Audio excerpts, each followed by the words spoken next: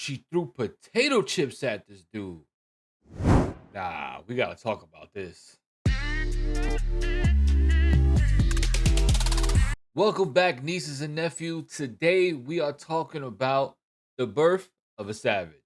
And let me tell you, this movie does not hold back. It's also my first installment for Tubi Thursdays, where I suffer through or sometimes actually enjoy random movies on Tubi, so you don't have to. So sit back, relax, and let's get into it. Before we dive in, if you're new here, I'm Uncle Manny, and I've worked in the film industry for over a decade. From short films to big budget streaming series, I've pretty much done it all. And listen, making movies with no budget is wild. I once worked on a film set where I had to be the lighting guy, camera guy, and sound guy. Listen, you gotta make it happen with what you got. So when I watch the Tubi movie, I understand the struggle. That's why my Tubi reviews will be fair but realistic. But if your movie's trash, it is what it is. All right, let's talk about The Birth of a Savage, written and directed by Jazar Riches. If I had to sum up this movie in one word, it'd be Badass. a female vigilante out here handing out fade after fade to men who mistreat women. If Batgirl ever got greenlit again, Hollywood, call her. This movie isn't just about fighting. It touches on a lot of things. It touches on relationship trauma, generational trauma, and even male victims of domestic violence. Yes, fellas, you can get help too. Now, this movie does something other Tubi movies rarely do, and that's balance comedy, action, and real drama really well. And at 1 hour and 50 minutes, that's not easy. Usually, when a movie's that long, I start checking my phone.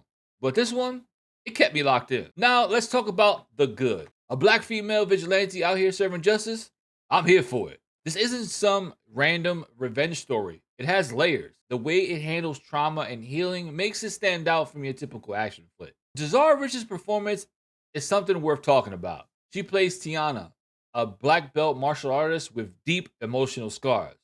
When I say deep, I mean deep. One second she's cracking jokes, the next second she's looking at you like she's about to end your bloodline. I swear, at one point I had to pause and say, oh, she crazy, crazy. Next, we have the cinematography and the editing. This is one of the best shot Tubi movies I've seen in a long time.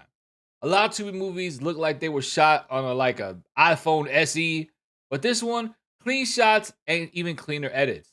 The opening scene alone set the tone. I mean, I was terrified of Tiana from the beginning. Some Tubi movies are edited in a way where you can see the cuts or it just doesn't line up right. You know what I mean?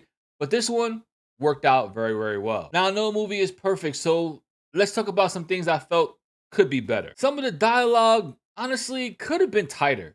There's a scene where she's talking to her father, and if you cut the first line, it could have been more impactful. It could have been more emotional. We're reaching a part where you can see where her trauma with men started from, and I just felt like could have had a little bit more to it. You know what I mean? Remember, when you're making these movies, less is more. Sometimes letting a moment breathe says more than words ever could. Also, some of the characters in this movie, I wanted more from, and others, I'm like, I don't really care about this character. Give me more fight scenes. The action in this movie was fire, and I wanted more of it. Like, if you're gonna give me a female martial artist beating up trash men, don't tease me. Give me the whole damn scene. Also, I feel like the resolution was a little bit rushed. You know what I mean? Like, Tiana is clearly mentally unstable, but at the end, she kind of just like gets over it pretty quickly.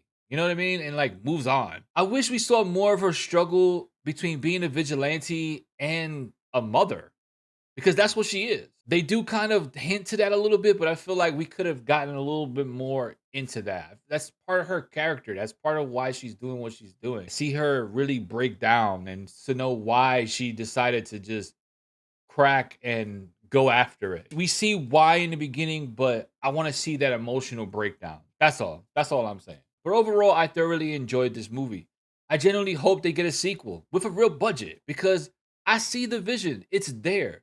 It just needs the right backing. So for my final rating, I give it a B minus for originality, pacing, and because I don't want that savage to come after me. If you had to be a vigilante, what would be your weapon of choice? Drop it in the comments. I want to see some wild answers. Next week, we're going to be talking about Fatal Dispatch. I've heard it's even crazier than this one, so I'm kind of a little scared, not going to lie.